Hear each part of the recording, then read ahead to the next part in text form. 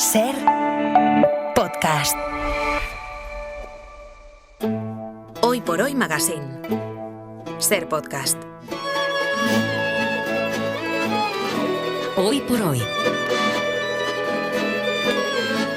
En Zaragoza, Ernesto tiene un seguidor bastante surrealista que nunca le ha fallado. Y es que siempre que viene como entrenador, ese tipo se coloca justo detrás del banquillo de Ernesto. Y como decía Javier Clemente, Ernesto es bastante menudito. Bueno, pues cada vez que Ernesto salía al banquillo, el hombre le gritaba siempre lo mismo. Sí, es una de las cosas que le he contado a Luis, que es un indiscreto. Sí, bueno, es que es curioso porque la primera vez que fui a la Romareda de entrenador, pues bueno, es que el banquillo de la Romareda antes estaba un poco como hundido y fui además con el filial, creo. Sí. O sea, con un partido de segunda B que no había gente. Entonces pues ya te vas a levantar y entonces escuchas a uno detrás que empieza... Valverde, eres un enano, ponte de pie. Digo, bueno, ya me va a dar la tarde porque no había nadie en el campo, había poquísima gente en el partido de segunda B. Pero es que al año siguiente voy con el primer equipo del Athletic, el campo estaba lleno y le escucho al mismo detrás. Valverde, ponte de pie. ¿Pero qué? Pero es que voy con el Español más tarde, años más tarde, y sigue allí. O sea, al final estoy a punto de llamarle al presidente de Zaragoza, oye, mira, le vamos a pagar un palco.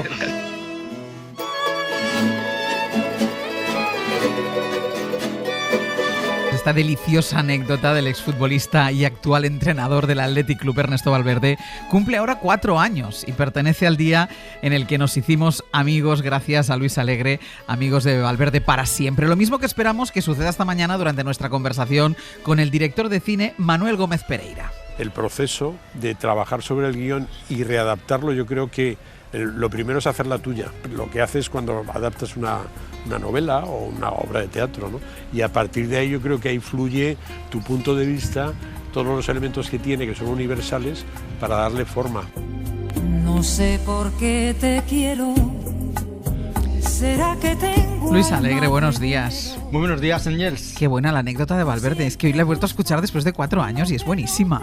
Buenísima. Mira, yo he recordado otra cosa muy graciosa que nos contó, porque él nos dijo que llevaba todas las mañanas con el coche a sus hijos al colegio, sí. Pero un día, al llegar al colegio, se dio cuenta de que se los había dejado en casa. Sí. Tan absorbido estaba con su próximo partido. Estaba porque le preguntamos, ¿pero cuánto te absorbe a ti el fútbol? Y dice que si me absorbe el fútbol, ahora te vas a enterar lo que me absorbe el fútbol. Bueno, vamos con el invitado de hoy, con nuestro próximo amigo. Sí, esta canción de Víctor Manuel, maravillosa, que estamos escuchando y que interpreta Ana Belén con Antonio Banderas, pertenece a la banda sonora del Amor perjudica seriamente la salud, una de las joyas de nuestro amiguito Alegre de hoy.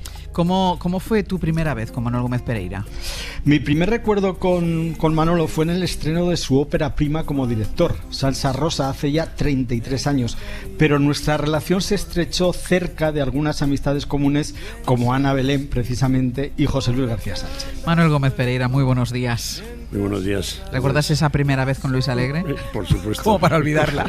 Vamos, o sea, fue un auténtico flechazo. Hay que decir, y además conocía a las personas más maravillosas, más divertidas y serias al mismo tiempo de mi vida. Sí.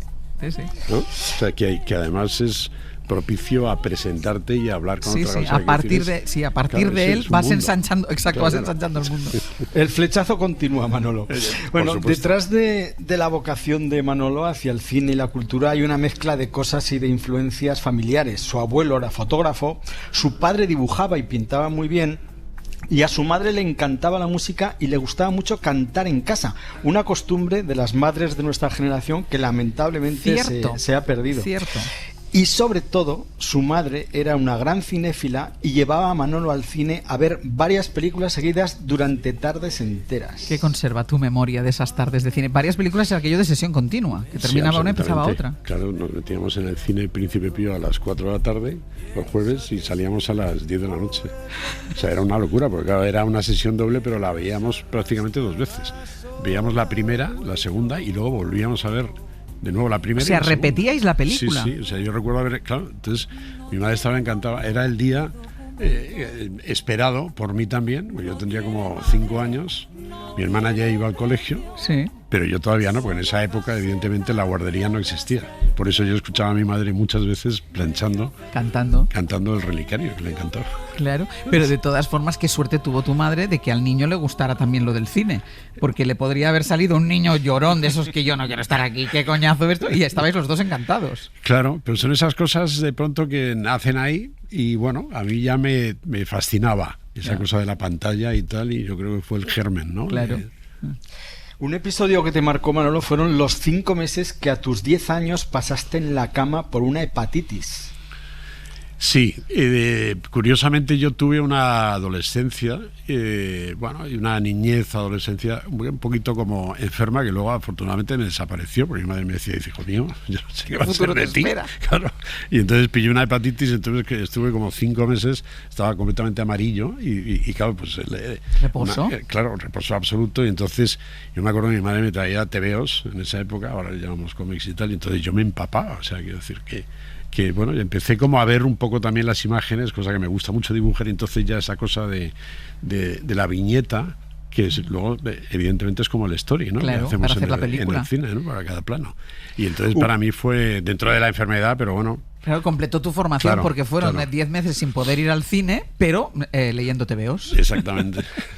Hubo otra figura crucial para Manolo, su tío, Luis Sanz, representante de Rocío Dúrcal y productor de sus películas. Con 8 años, Manolo fue al rodaje de una de esas películas de Rocío, que entonces tendría unos 22, y ese día no lo ha olvidado jamás. ¿Te quedaste prendado de ella? Absolutamente, me enamoré perdidamente de Rocío Dúrcal. Entonces entré inmediatamente en el desamor más absoluto, porque claro, me di cuenta de que ella no se iba a enamorar de mí. Yo la conocí, por supuesto, por lo que sea. Claro, entonces, y yo recuerdo además una tía mía que me regaló Primer amor de Turgeniev, ¿no? Sí. Que era, esta historia es completamente tremenda, ¿no? O sea, porque es un adolescente que se enamora de... Y Sí. yo creo que me lo regaló por eso, digo, para que te enteres de lo que te puede pasar. De cómo acaba esto. Sí. Pero Manolo luego tuviste tuvo- algún tipo de amistad con ella o algo, Sí, ¿no? sí, luego nos vimos y tal, y luego fui de nuevo a otra que me parece que era, ya no me acuerdo, ¿no? Pero yo estuve ahí conocí a Luis César Amadori, que me pareció un director como, bueno, que tiene sus anécdotas también, pero bueno, quiero decir que, y luego ya Luis, Lucia, y luego la segunda vez fui a verla en un rodaje con Luis César Amadori, este director argentino. Pero a ti ahí habías entendido que no era Claro, inalcanzable para que ti. era inalcanzable, absolutamente. Tuvo bastante mejor relación con Rocío Dúrcal que con los curas, que lo echaron del colegio. Sabes todo, ¿eh? Esa es la gracia. ¿Qué hiciste para que te echaran del colegio? Pues estudiar poco. Eras mal estudiante. Era díscolo, no quería ir a misa, por ejemplo, porque teníamos misa todos los días.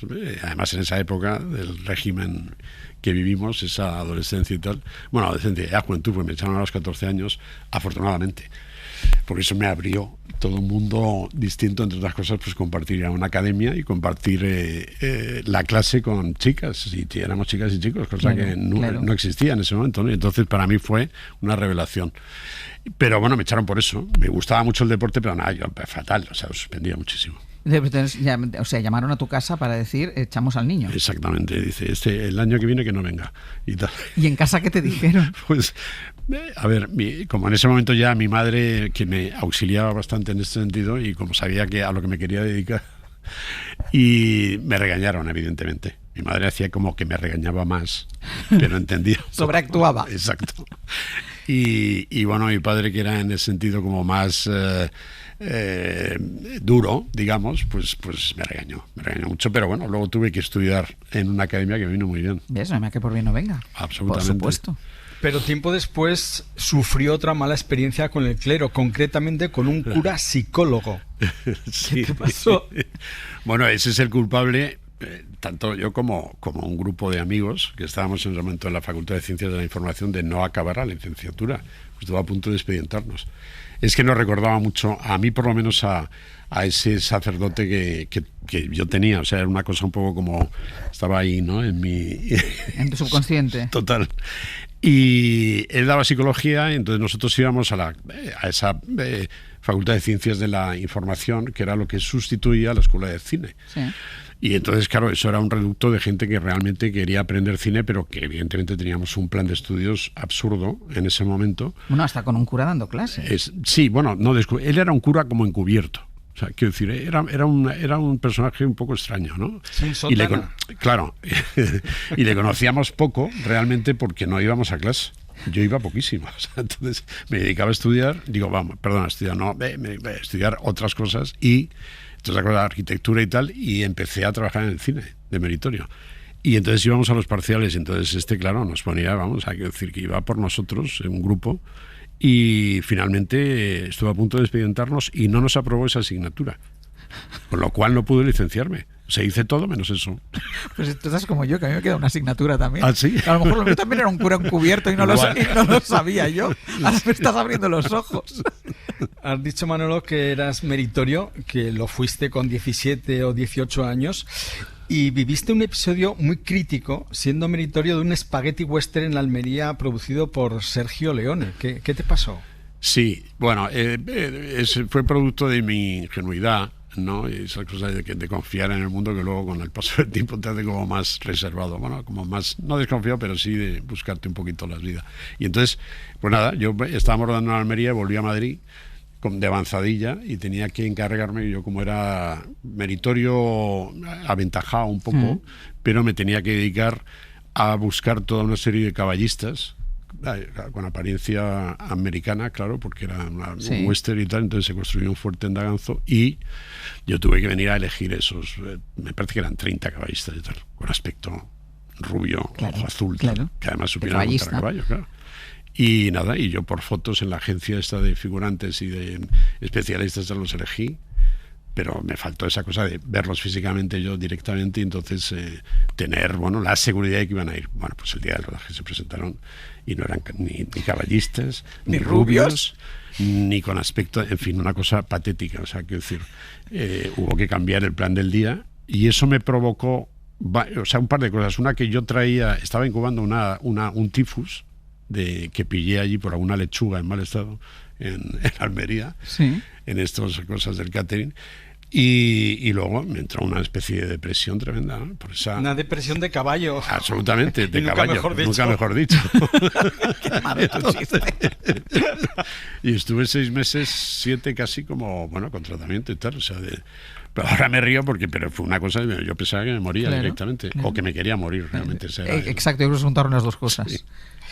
El cine le permitió a Manolo acabar trabajando con 3 grandes ídolos personales: Paco Raval, Ana Belén y Fernando Fernán Gómez, al que había conocido cuando él tenía 7 años y le pidió un autógrafo en la cafetería del aeropuerto de Barajas, a la que le llevaba su madre los domingos a merendar.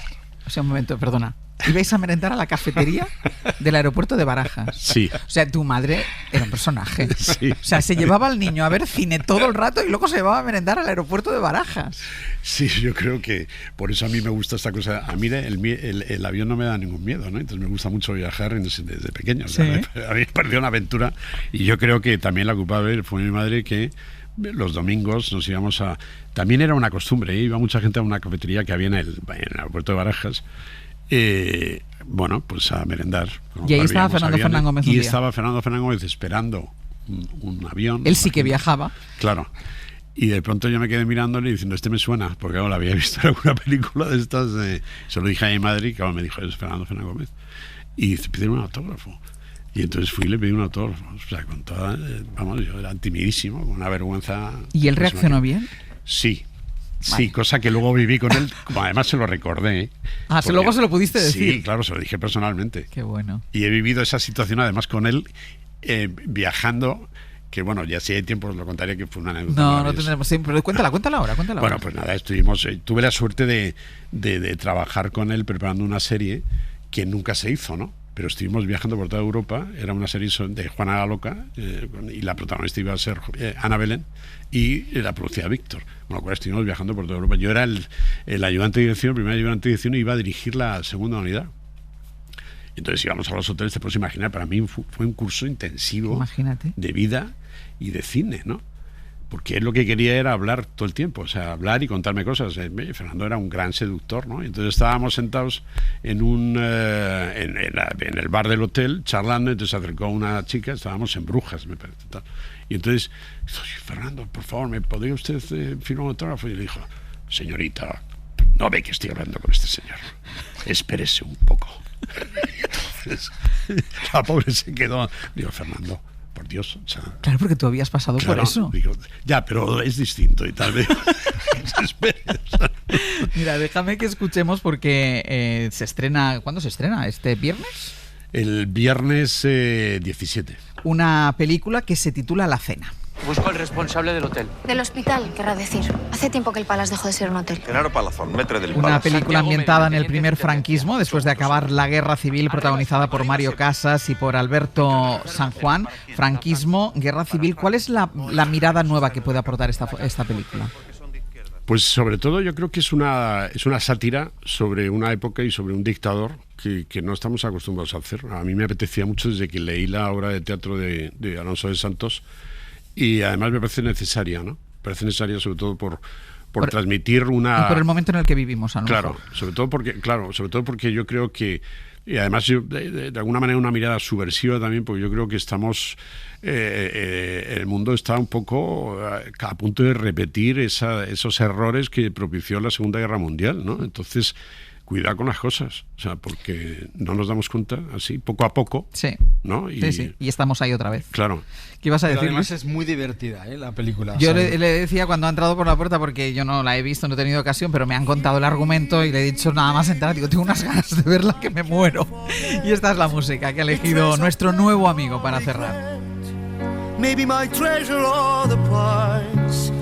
Charles Aznavour, que no sé qué nos está pasando, pero entre ayer y hoy ha sonado como 5 veces en este programa. ¿Ah, sí? Porque yo creo que porque también somos muy fans en este programa de Charles Aznavour. Ah, qué alegría, ¿no? Tú la pones porque te gusta mucho también. Sí, claro. A mí me parece una canción maravillosa. Pues estás ya en el equipo. Vale, pues encantado.